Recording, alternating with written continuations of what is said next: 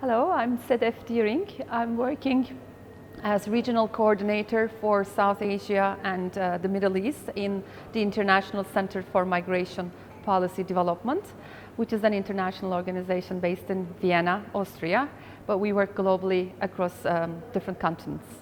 Certainly migration and mobility, and starting from mobility, appears to be the biggest area of interest for both India and the EU. There are already several Indians working in the EU, not so much EU nationals in India, but there are several areas that potentially contribute to both sides, such as businesses, more investment, students' mobility.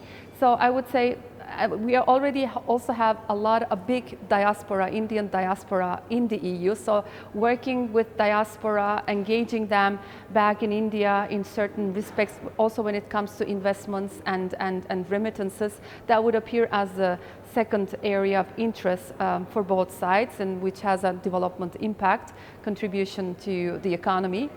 And I would say the third area is about cooperation on irregular migration.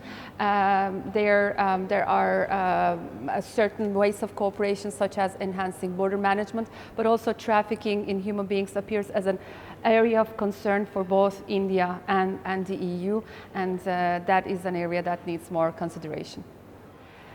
Certainly, the EU is a big destination region for India.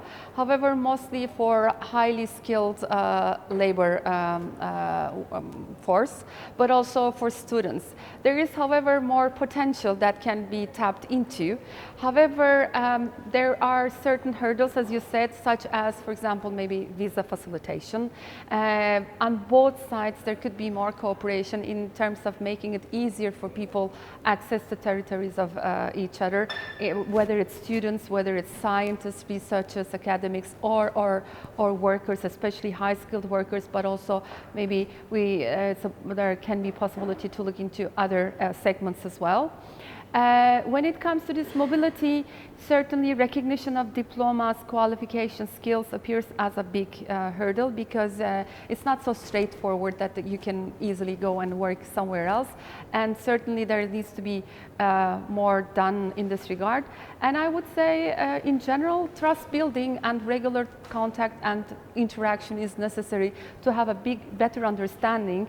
There is not enough yet information, data, maybe knowledge base and research available on these types of mobilities that take place, on the trends, on the flows. So there is a bit more that is necessary on the research side, and increasing our knowledge and joint understanding. Yeah, moving from data, moving from information, I would say yes, establish a common understanding, and that really happens through dialogue. So dialogue meaning regular interaction and coming together and discussing these issues openly, but also talking with different stakeholders. I mean, we need to talk with the businesses, we need to talk with the students, we need to talk with the workers.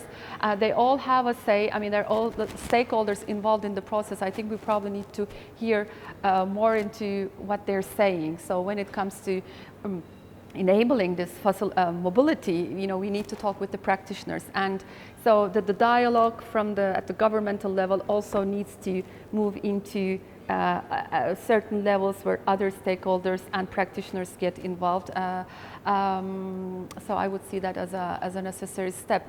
And what's also important is that the dialogue needs to translate into action. So there has to be really actions on the ground supporting that dialogue, because it doesn't make any sense if we only talk but do not put our words into action.